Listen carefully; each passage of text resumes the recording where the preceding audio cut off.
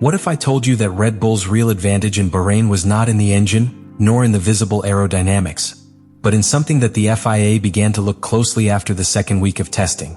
Because while everyone was talking about long runs, race simulations and power maps, the RB22 was doing something that no other car could repeat, keeping the tires in the perfect window lap after lap, on the most abrasive circuit on the preseason calendar. No degradation peaks, no sudden drops in performance, no critical overheating of the rear axle. There is no confirmed illegal device. There is no formal protest. But there is data, comparative telemetry, and a technical pattern that made several teams and the FIA itself begin to ask themselves the same uncomfortable question. How is Red Bull managing to control the temperature and wear of the tires with such precision? Because if this is not a coincidence, we are facing something much bigger than a simple good setup. We are facing a possible technical turning point that could mark the entire 2025 season. Legitimate superiority, or a trick at the edge of the regulations that has not yet been closed? The second week of testing in Bahrain was the moment when the paddock stopped looking at absolute times and started looking at how.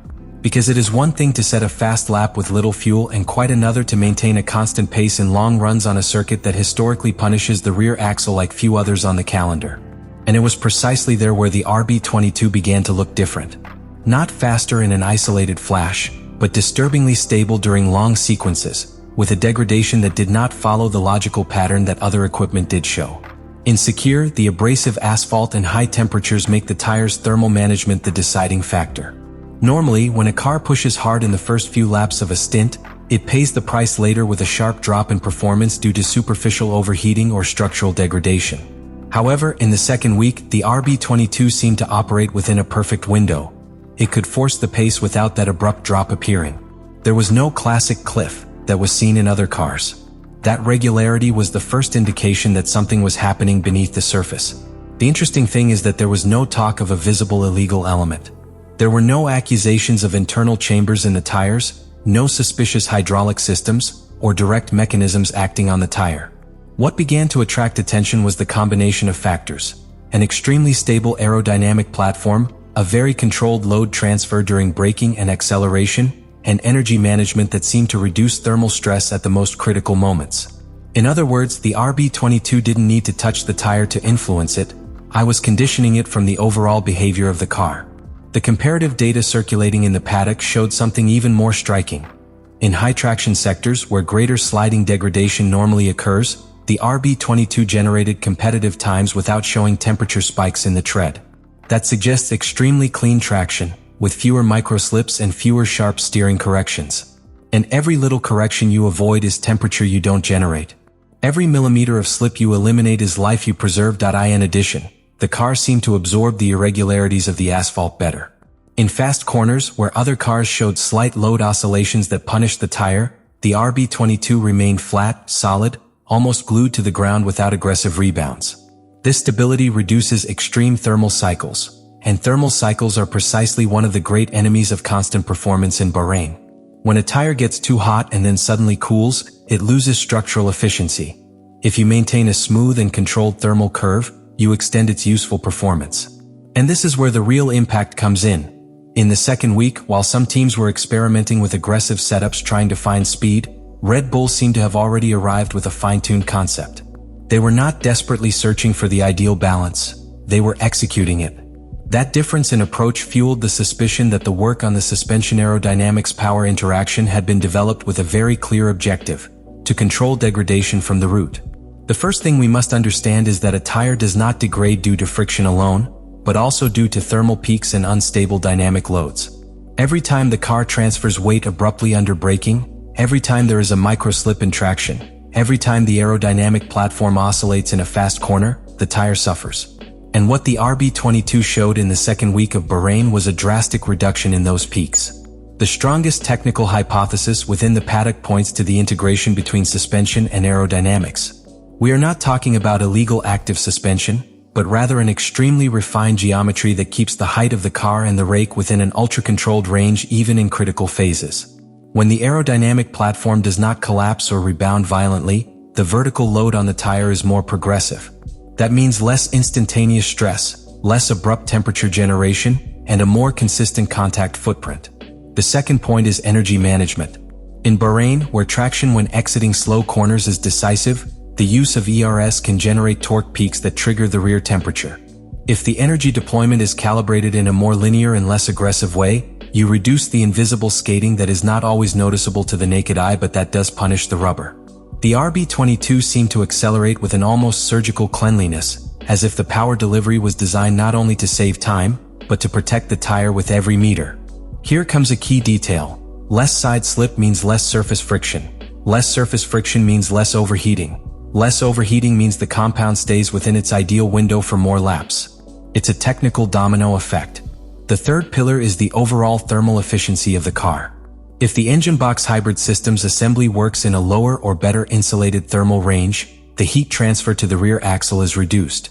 At a circuit like Sakir, where the asphalt temperature is already high, any additional degree can be the difference between a stable stint and a steep drop.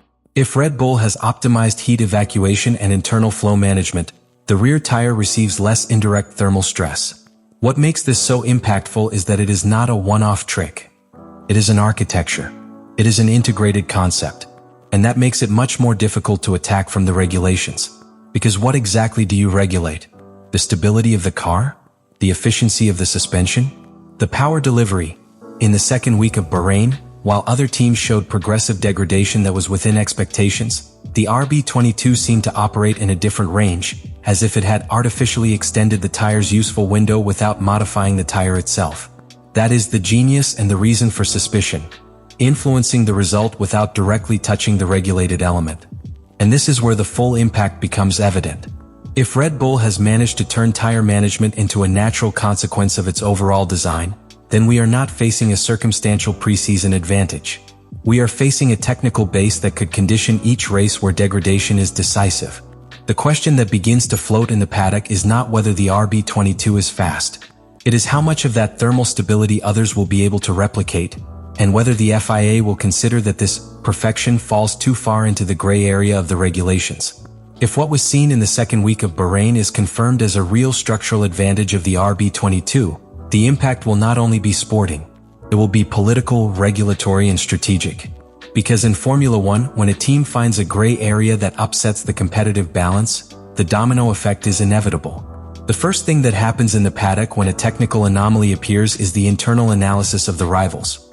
Engineers reviewing public telemetries, GPS comparisons, onboard images, behavior in slow curves, braking transitions, energy deployment maps. And if after this analysis they do not find a clear explanation, the next step is to raise formal questions to the FIA.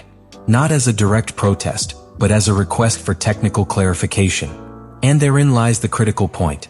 If the FIA starts receiving queries about how the RB22 is achieving such superior thermal stability on a circuit like Sakir, it could issue a preventive technical directive. Not because there is proven illegality, but to close off possible future interpretations. It's happened before in recent history. When a team pushes the limit too much, the regulation tightens. The problem for rivals is that if Red Bull is not a device, but rather a perfect integration of suspension, aero, and energy management, it is much more complicated to stop by regulation.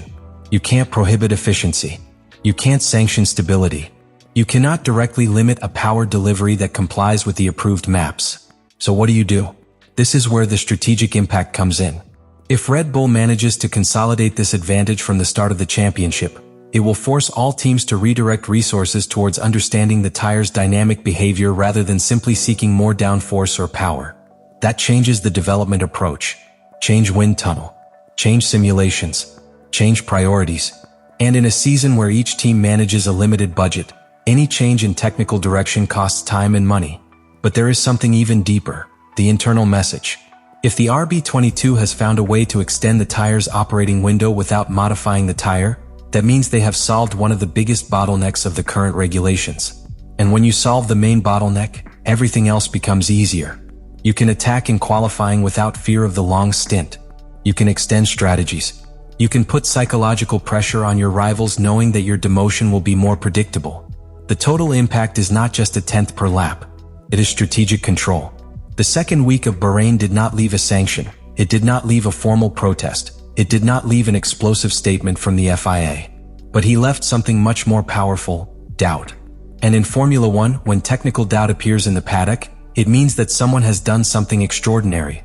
What the RB22 showed was not simply pace, was control.